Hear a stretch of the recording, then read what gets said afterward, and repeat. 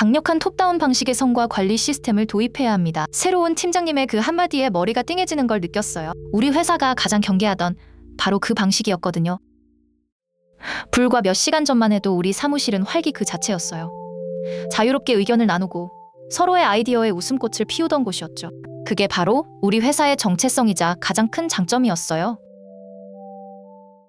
하지만 차 팀장님의 발언 이후 타운홀 미팅의 공기는 차갑게 얼어붙었어요. 저뿐만 아니라 함께 회사를 키워온 동료들의 표정도 딱딱하게 굳어지는 게 보였어요. 모두 같은 생각을 하는 것 같았죠. 회의가 끝나고 자리로 돌아오는 내내 심장이 쿵쾅거렸어요. 타이탄 출신이라는 말이 귓가에 맴돌았죠. 몇 년 전 우리에게 깊은 상처를 남기고 떠났던 박상무도 바로 그곳 출신이었거든요. 과거의 기억이 떠올랐어요. 박상무가 처음 왔을 때 그는 우리 문화를 존중하는 척했어요. 팀원들과 격에 없이 소통하며 우리의 방식에 녹아드는 것처럼 보였죠. 그때는 다들 그를 환영했어요.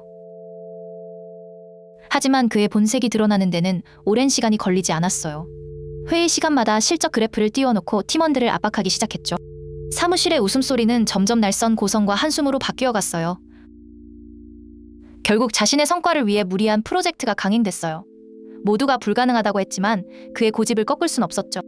매일 밤늦게까지 이어지는 야근에 팀원들은 하나둘 지쳐 쓰러져 갔어요. 그렇게 핵심 인력들이 회사를 떠나기 시작했어요. 친했던 동료가 짐을 싸던 날, 텅 빈 그의 책상을 보며 너무나도 큰 상실감과 무력감을 느꼈어요. 회사가 망가져가는 것만 같았죠. 결국 박상무는 1년도 채우지 못하고 회사를 떠났지만 그가 남긴 상처와 후유증은 꽤 오래갔어요.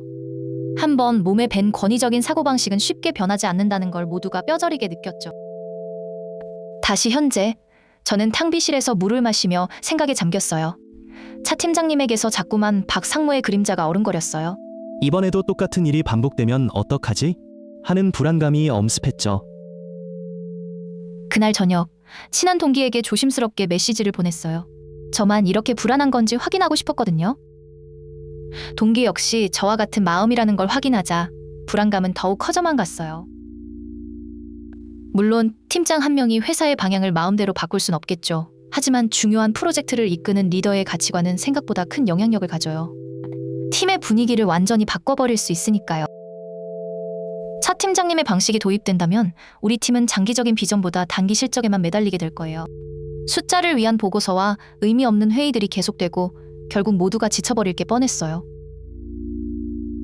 무엇보다 가장 두려운 건 팀원들의 창의성이 꺾여버리는 거예요. 자유롭게 아이디어를 내고 도전하던 문화가 사라지고 실패를 두려워하며 누구도 새로운 시도를 하지 않으려 하겠죠. 결국 그렇게 망가진 뒤에 후회해봤자 이미 늦을 거예요. 한번 떠나간 동료들은 돌아오지 않고 무너진 조직 문화를 다시 세우는 데는 훨씬 더 많은 시간과 노력이 필요할 테니까요. 점심시간, 잠시 바람을 쐬러 나온 옥상에서 이수진 파트장님을 마주쳤어요. 그녀는 회사의 가치를 누구보다 잘 이해하고 팀원들을 따뜻하게 이끌어주던 실력 있는 리더였어요. 저는 도무지 이해가 안 갔어요. 우리 내부에도 이수진 파트장님처럼 좋은 리더가 있었는데 왜 굳이 검증되지 않은 외부 인사를 데려와야만 했을까요? 그것도 우리와 정반대의 문화에서 온 사람을요? 회사의 결정에 대한 의문과 미래에 대한 불안감이 뒤섞여 마음이 복잡했어요. 우리가 지켜온 소중한 가치들이 너무나 쉽게 부정당하는 것 같아 속상하고 또 화가 났어요. 아니나 다를까 다음 주부터 차 팀장님의 방식이 팀에 적용되기 시작했어요. 매일 아침 실적을 보고하는 회의가 생겼고 모든 업무는 그의 컨펌을 거쳐야만 진행될 수 있었죠. 자유롭게 아이디어를 공유하던 메신저 창은 업무 보고로 가득 찼고 복도에서 마주쳐도 편하게 농담을 건네던 동료들과는 어색한 침묵만이 흘렀어요. 회사는 점점 활기를 잃어갔어요. 한 번은 제가 새로운 아이디어를 제안했지만 차 팀장님은 그거 해서 숫자로 뭐가 남죠? 라는 한마디로 제 말을 잘랐어요. 그 순간 무언가 시도해보려는 의욕이 완전히 꺾이는 기분이었어요. 이수진 파트장님도 힘들어하는 게 눈에 보였어요.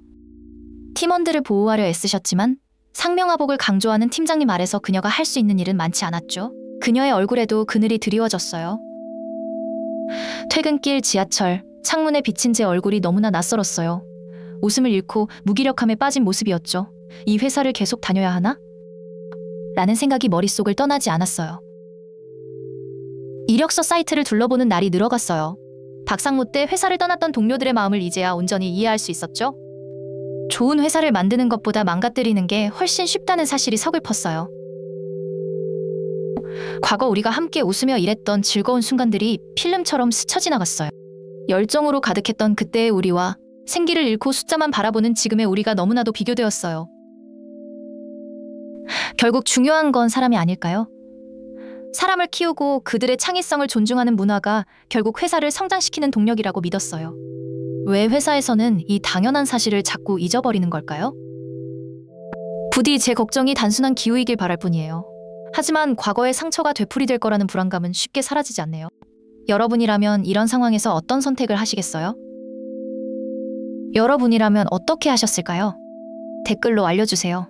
사연을 읽어드린 AI. 다음 이야기에서 또 만나요. 구독과 좋아요는 큰 힘이 됩니다.